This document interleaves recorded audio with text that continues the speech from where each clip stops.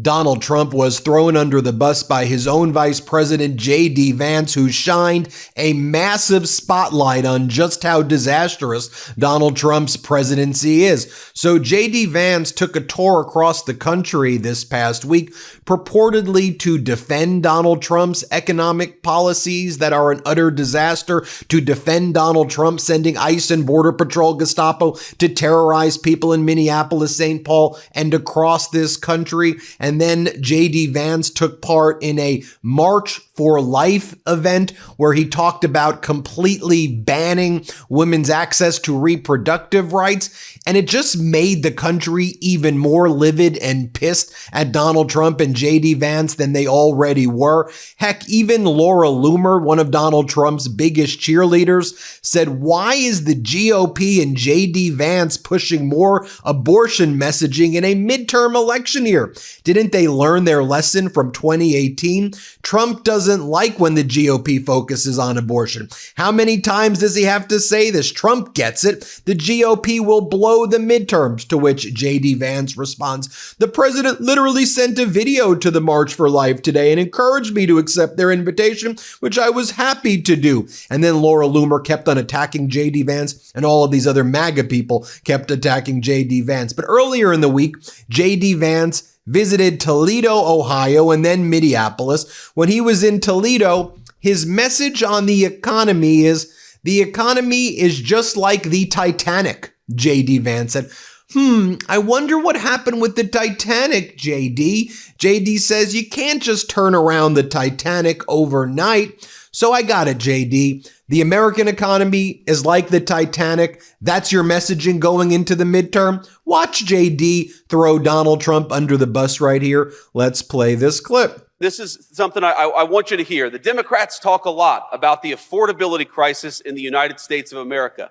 And yes, there is an affordability crisis, one created by Joe Biden's policies. You don't turn the Titanic around overnight. It takes time to fix what was broken.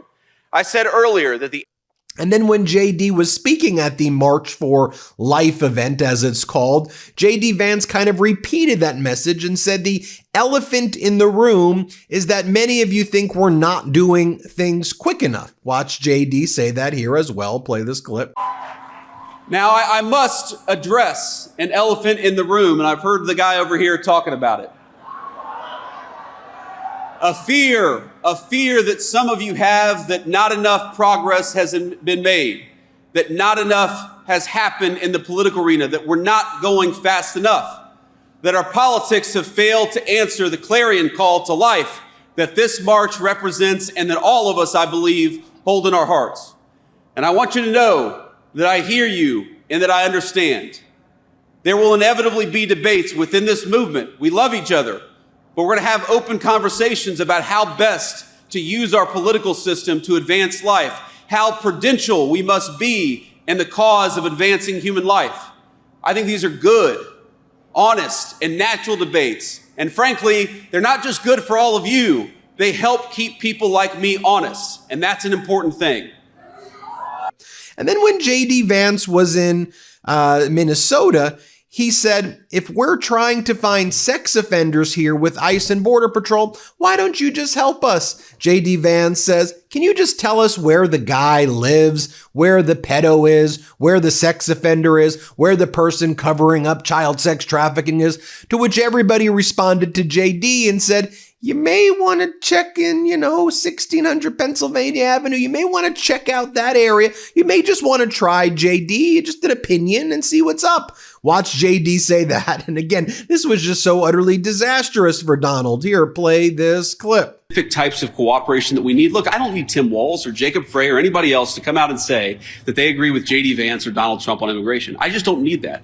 What I do need them to do is empower their local officials to help our federal officials out in a way where this can be a little bit less chaotic and it can be a little bit more targeted. Like if we're trying to find a sex offender, tell us where the guy lives. Now, as JD Vance was saying all of that, many people were reminded that JD Vance, during one of his previous iterations of his personality, hated Donald Trump. And when JD Vance tried to pretend that he's the man of Appalachia who hates Donald Trump, and he compared Donald Trump to Hitler back in the day, when JD Vance was an anti-Trump guy, JD Vance said that Donald Trump is a bad candidate and frankly a really bad person. Play this clip. And so one of the takeaways is not just that the Republican Party base is somehow fundamentally flawed in a way that's unique in American political history. It's that Trump is a really bad candidate and, frankly, I think a really bad person. But about the Titanic reference, JD, when you said that it's like a ship, the economy, and it's very hard to turn things around, lots of people, including our editorial team here at the MeidasTouch Network, were surfacing clips of Donald Trump, where in the past 12 months, Donald Trump promised that energy bills, that our home energy prices would go down by 50% within a year. Here, play this clip. Under the Trump economic plan, we will cut your energy prices in half mark it down, and you can get very angry at me if we don't do it. Within 12 months, your energy prices will be cut in half. My plan will cut energy prices in half or more than that within 12 months of taking office. Number one, your energy bill within 12 months will be cut in half. And that's my pledge all over the country. Beyond farmers, that's my pledge all over the country. If you vote for me, I will cut your energy and electricity prices in half within 12 months. We're going to cut them down in half. And then MAGA sycophant, this weirdo MAGA politician, Troy Nehls, who wears like Trump shirts and like weird Trump American flag bow ties when he's on Capitol Hill. Just take a look at this guy, by the way. Our reporter on the Hill, Pablo Manriquez, caught up with Troy Nehls, and we just wanted to get the perspective, of all of this, and which is, Donald Trump promised, we heard those clips right there, that he would reduce energy prices by 50%. Troy Nehls, you're a MAGA sycophant. What do you make of it, Troy? Watch Troy's response. It's so utterly embarrassing. Play this clip. Donald Trump said that he would lower the cost of energy by 50% in his first 12 months. What was your message for Americans who are seeing their energy prices go up? Well, energy, there are several things of energy. You got energy, you got gas and everything. Gas prices are down, other things are down, but we have a very unstable, the entire globe. There's a lot of instability, obviously, with Venezuela, with oil, this and that. There's a lot of fluctuations with all that. So I think Donald Trump, just give him time, give that man time to continue to lead. And if Congress will follow that lead, you will see energy prices reduced by 50%. There's no question about it, because Donald Trump is right all the time.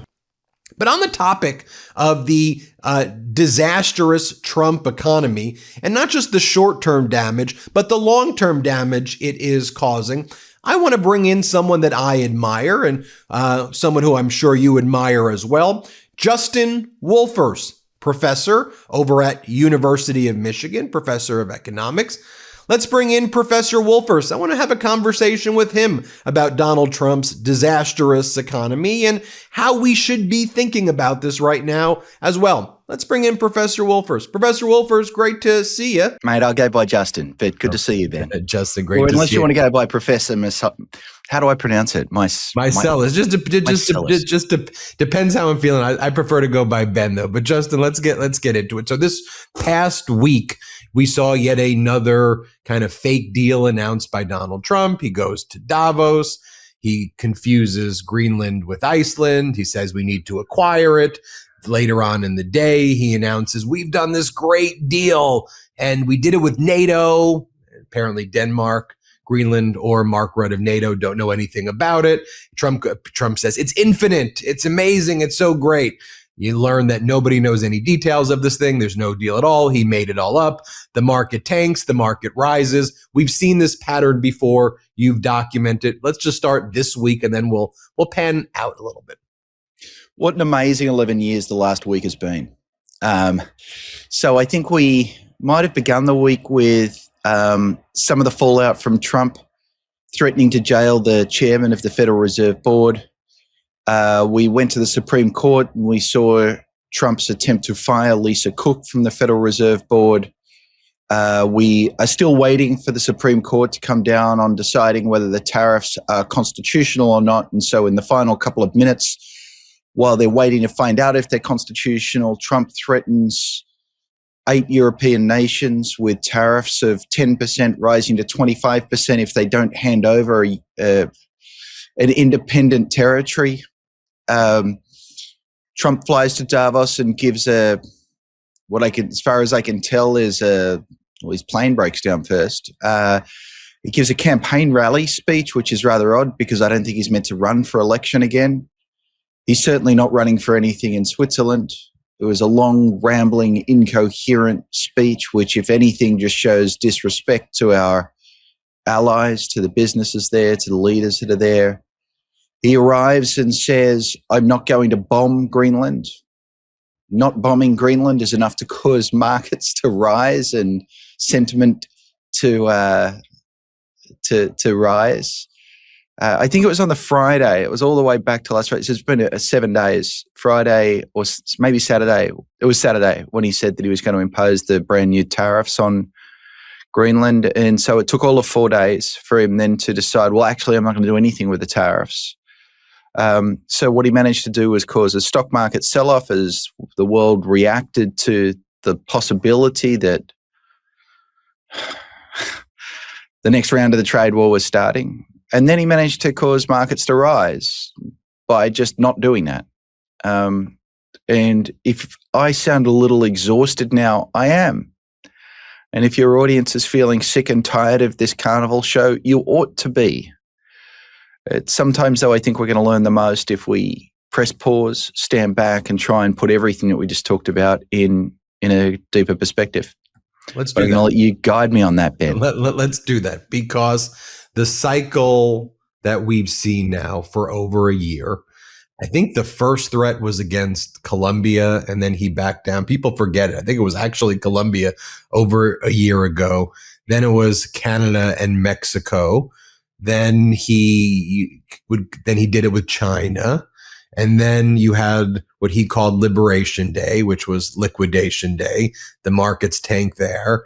Then he would just kind of oscillate with that over and over again. And you see that same pattern, and he'd pick on kind of random countries. The biggest drop was after Liquidation Day.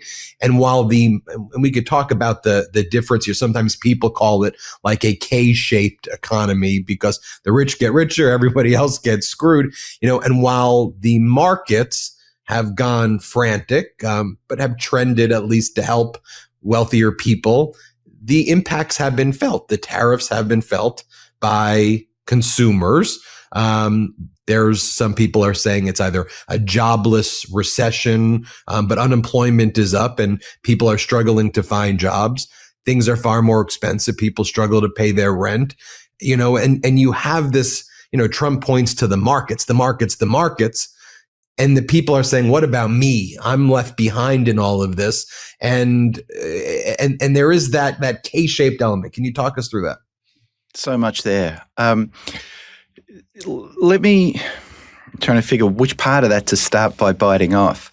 Let me tell you the distinguishing feature of this business cycle. Normally, the economy churns along. And some good things are happening and some bad things are happening. Some sectors are expanding, some are contracting, and that's what a normal economy looks like. And sometimes we have recessions, and that's usually because something bad and unexpected happens. There's a financial crisis, there's a global pandemic, there's a war, there's big movements in global oil markets.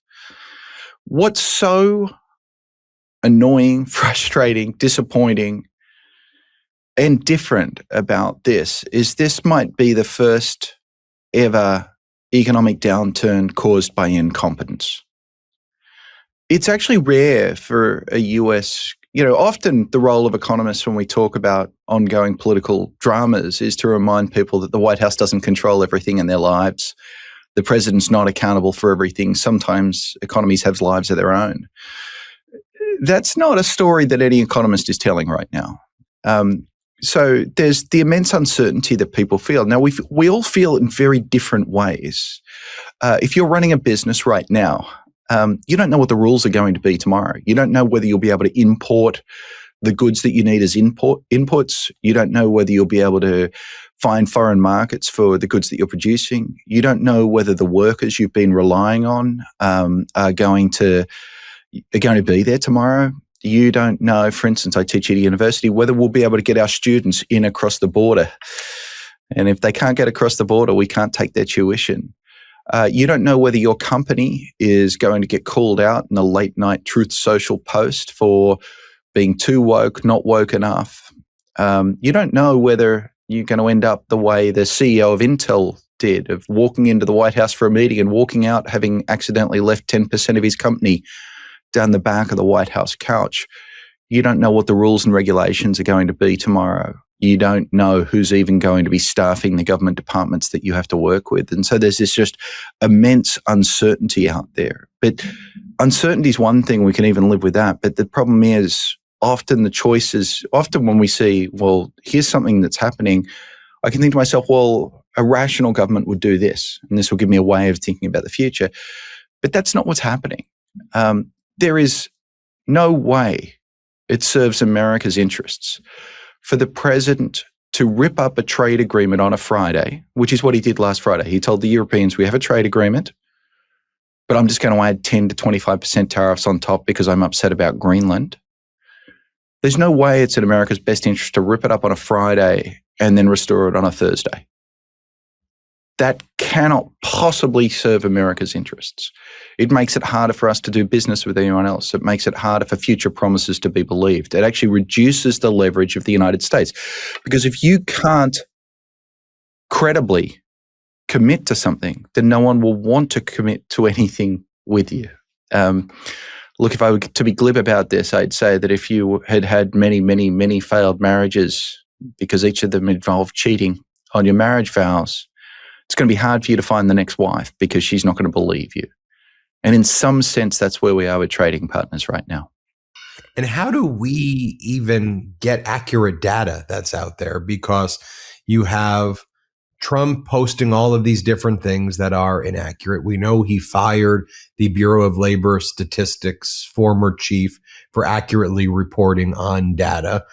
I believe that it's like 40% of the consumer price index is now based on estimates. It's not staffed enough to actually ingest the right amount of data of even making these determinations. And I say this because I don't like veering down conspiratorial lanes, even when we hear 2.7% inflation, which is way above the Fed's target. And had Donald Trump done nothing, we would be far less than that 2.7% inflation. But when I go to a store, everybody's own view of it is like, that towel used to cost $6 and now it's $15. And now it doesn't feel like it's only 2% year over year. But again, I don't like veering down into those areas. But how do we know we're getting accurate info right now? Ben, I appreciate the question. I think it's actually a particularly important question for us to look the viewers in the eye and tell our audience exactly what's going on out there. And it's really hard because it used to be a very simple question to ask, which it used to be that anything that comes out of the federal government has been fact-checked and is true. Even if it was spin, say, for instance, in a former president's State of the Union address, it would be spin, but it would still be true. And so we would always say the facts are true, the context you might need to think about. We're now in a much trickier world. And so I think it's really important to distinguish between who different facts are coming from and the quality of different claims. So the first thing that's completely obvious is almost everything that comes out of the White House is a lie. If it's true, it's a mere accident. So that means if something comes out of the president's mouth, it's almost certainly untrue. If it comes out of the Treasury Secretary's mouth, it may well be untrue. If it comes out of the Commerce Secretary's mouth, just go and run away and stop listening to him. If it comes out of the press secretary's mouth, she's a relentless liar. So anyone inside the White House, just forget it. Separately, there's our economic statistics. Our economic statistics are compiled by independent or independent-ish agencies, the Bureau of Labor Statistics, the Bureau of Economic Analysis, and the Census Bureau. These are totally serious statisticians who are doing the best they can with the resources they can. Nothing that comes out of those organizations is a lie, still. Okay, and I think it's really important, as much as we might worry about the statistics, none of it's a political lie. Having said that, that doesn't mean they're always the truth, which is to say any statistic is an estimate. It's a best guess using a specific methodology. And at different times and places, those methodologies can be stronger or weaker.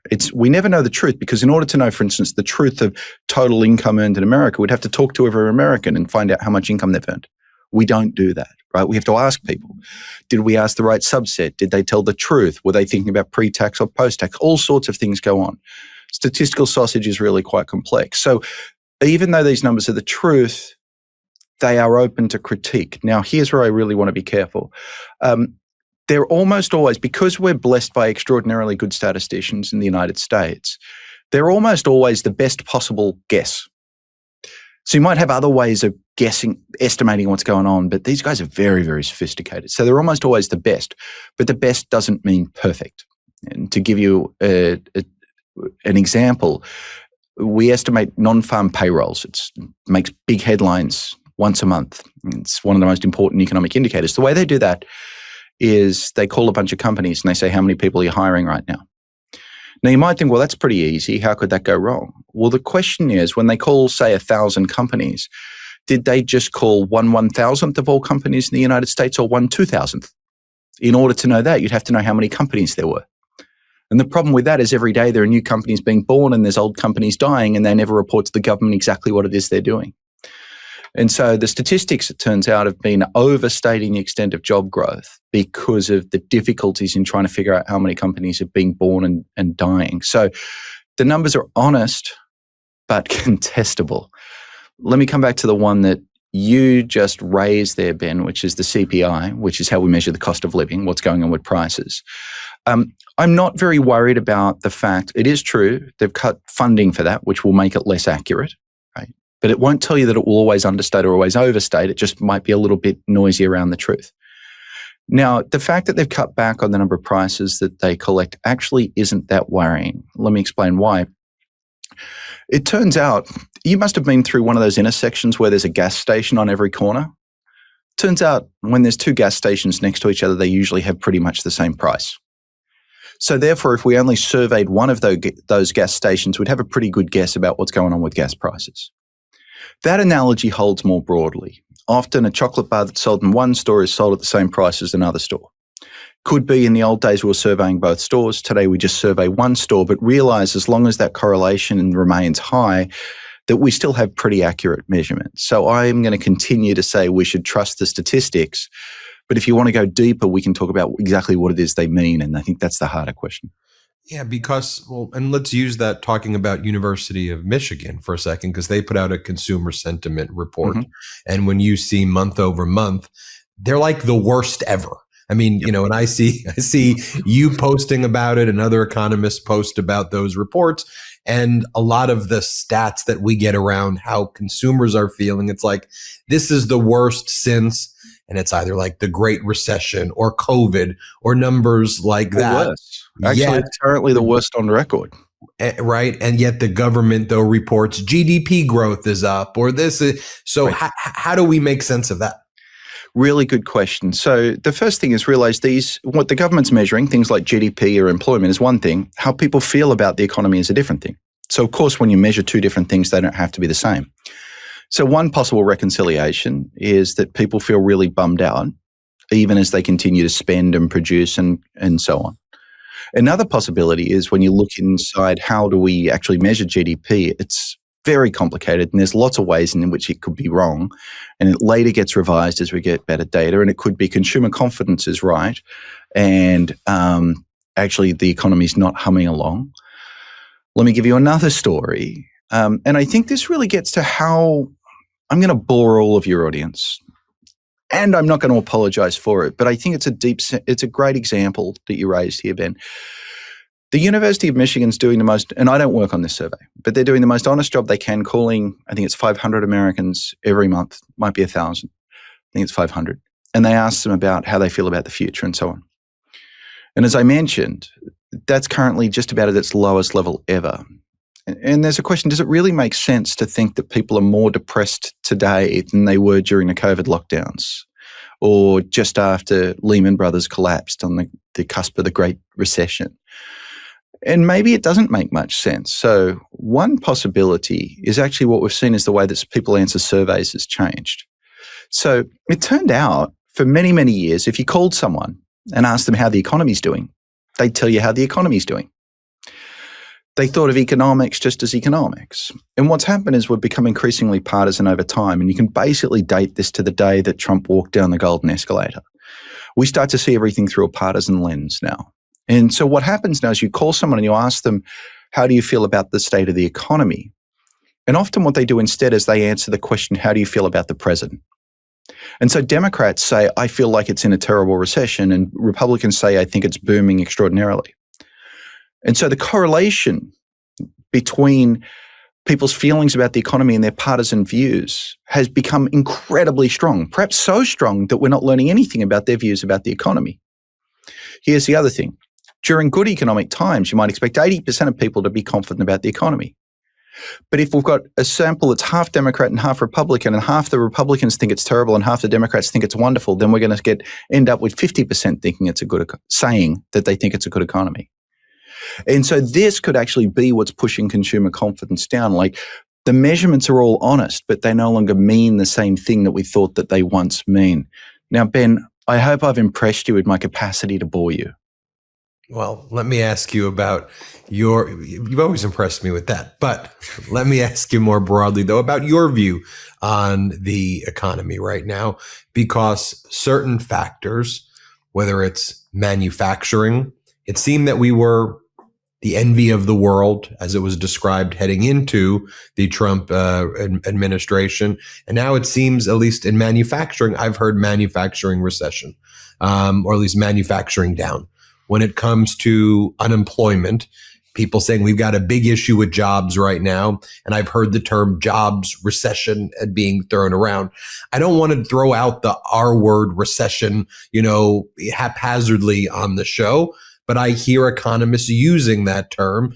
But recession, I know, is also a specific term of art as it relates to kind of overall economic GDP style growth. So what do you feel about the economy right now? Where are we right now? Certainly, I've seen your posts relative to the rest of the world. Actually, America's doing much worse. We're not leading the world anymore, even if there is some growth in areas. But what do you think, Professor, about where we are now?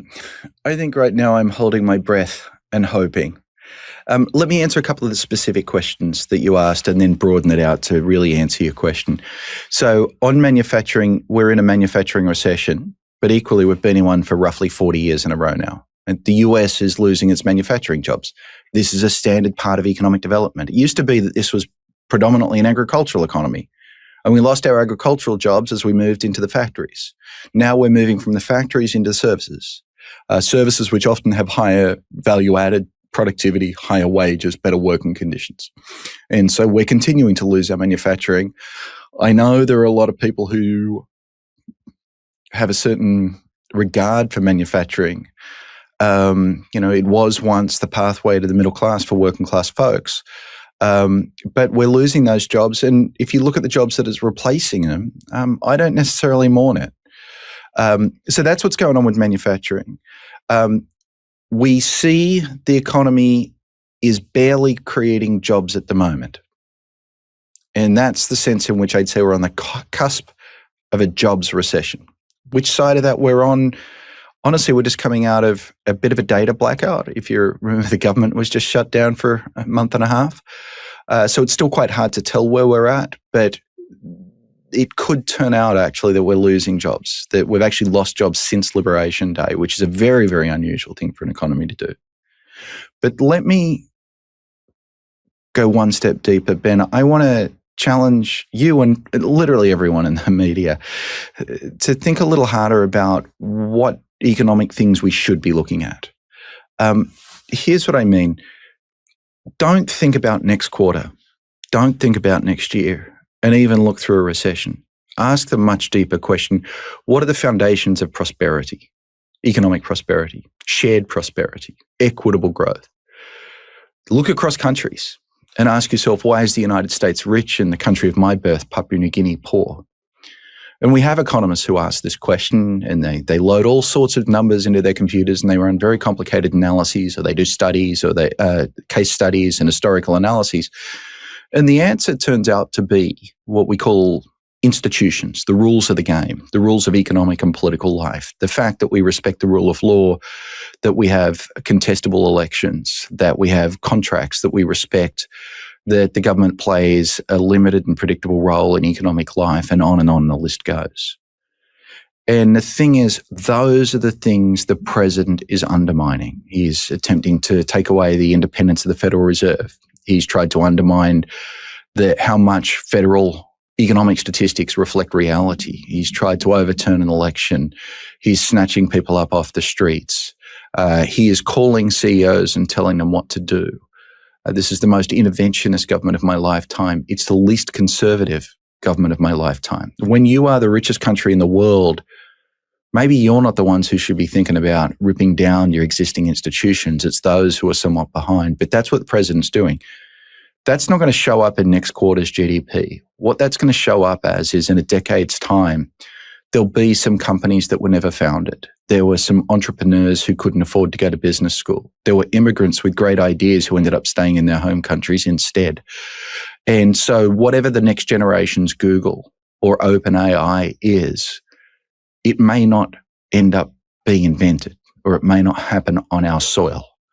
And we will never see that absence, but our kids will feel it. Our kids will feel it in a set of lost opportunities. There'll be businesses they never started. There'll be job opportunities. There'll be new technologies. There'll be ways of creating a greener, safer, more prosperous future that simply aren't possible, but we're not going to see it straight away. And that, I think, is our current media is not well set up to talk about those issues, because there's no number comes out, there's no news cycle, there's no Wall Street Journal headline.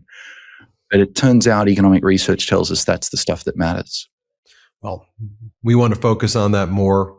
I hope you come back where we'll just zoom in right on that topic in specific, and that's where we'll start. But I think this was a good foundation for what I hope will be a number of other conversations we can have, because with our 6 million subscribers here and more people watching this YouTube channel more than the networks, yours is a voice I want to share, and I want to talk about those topics. I'm impressed by, as you said, the ability to bore, because that's what people like about me, and it's the ability to get into the detail. People like when we go into the footnotes. I will share with our audience. Ben and I had never met before 15 minutes ago, but Ben, I have a feeling we're going to be mates. Let's do it. All right, Professor Wolf, is that Justin, everybody. Thanks, Justin. All right, take care. Everybody hit subscribe. Let's get to 6 million subscribers. Want to stay plugged in? Become a subscriber to our Substack at MeidasPlus.com. You'll get daily recaps from Ron Filipkowski, ad-free episodes of our podcast, and more exclusive content only available at MeidasPlus.com.